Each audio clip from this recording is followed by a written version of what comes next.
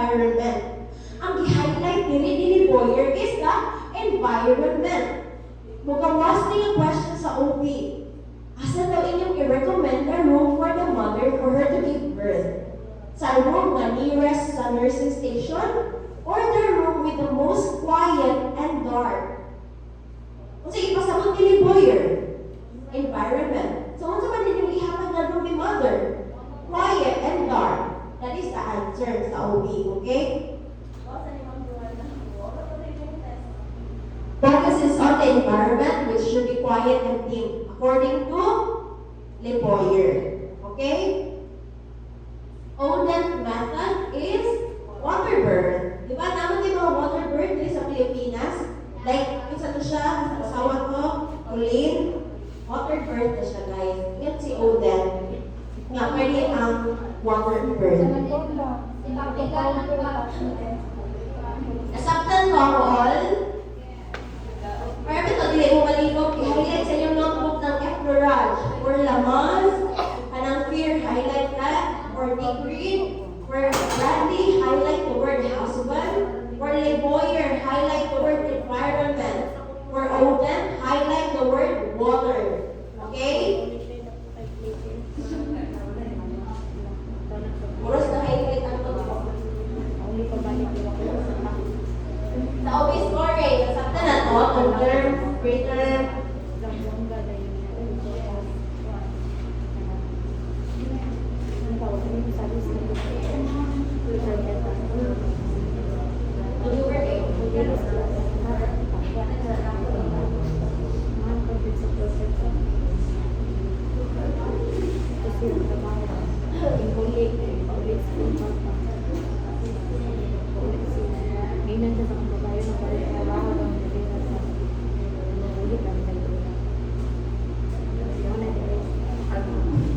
Familiar na mo sa preliminary signs of labor? Nakasabot na mo sa lightening. Lightening. Atong pag-us mo sa bata, without 2 weeks before term. Okay.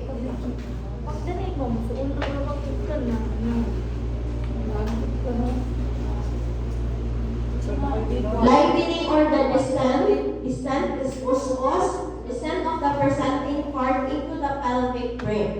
Usually, may tabo ang lightening 10 to 14 days or 2 weeks prior. Relief from diaphragmatic pressure and difficulty of breathing, thus it lightens her load. 2 weeks before guys, before ka manganak, mag-lightening ka, mustos ng bata.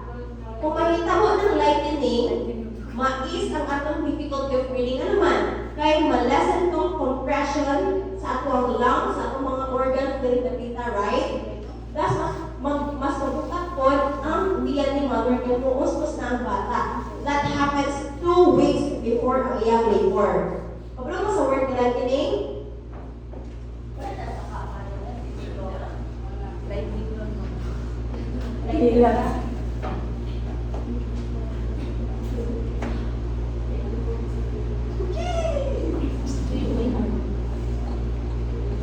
Na-mention yung mga Braxton Hicks contraction.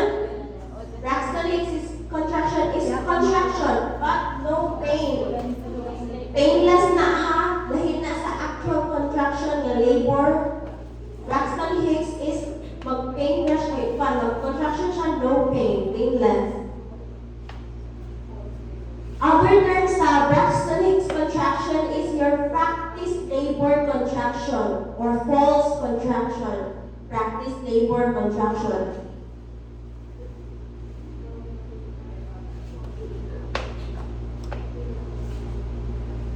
That is also a preliminary signs nga mga nakay na ang babae kung aktibo kay siya. Or like, increase kayong energy. Matingala na lang mo nga, mga nakay naman na si mother nga nung namulay pa man siya karon. Niya pagkaumpa nanganak siya. Naka-encounter ko ana sa DR guys kay. Buko tayo o buko ang pasyente guys na nil-encounter pa ko niya. Eh gikan dito siya namulay pagkagahapon kay taas kayo yung energy to do something, di ba? instinct na to as a person, as a mother, instinct na nasa tao, kung padulungan na siya mga na, mataas yung energy o kalit. Like, aggressive kayo siya muli ang anana. Ano man, kaya padulungan man siya, more deliver. And delivering a baby is a process. It's a stressful ito nga process. So, kailangan niya o kusog. Munang, mahimong mataas yung energy, na dapat supposedly iyang isave for tomorrow, kay mga anak na siya, na nagkataw. Muna ang increase in activity of the mother. It is a nesting instinct. So you must save your energy for delivery because mo increase ang atong epinephrine. Epinephrine is like our adrenaline rush. Ano ba ang adrenaline? It's a fight or flight response. Makakalawa ng adrenaline rush is, alam mo, malupaan mo pero nakuyawan ka sa moment, hindi niyo mabatian ang sakit. That is like adrenaline rush. Mataas kayo yung energy o kalit.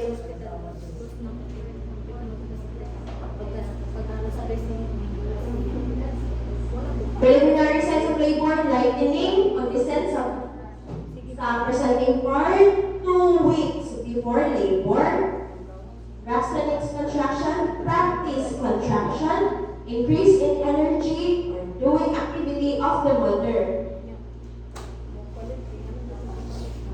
Ripening of the cervix, diba? Water soft na ang cervix. From tip of your nose, not pregnant, to earlobe, pregnant, and soft as water na ang inyong cervix during labor. And the decrease of your body weight.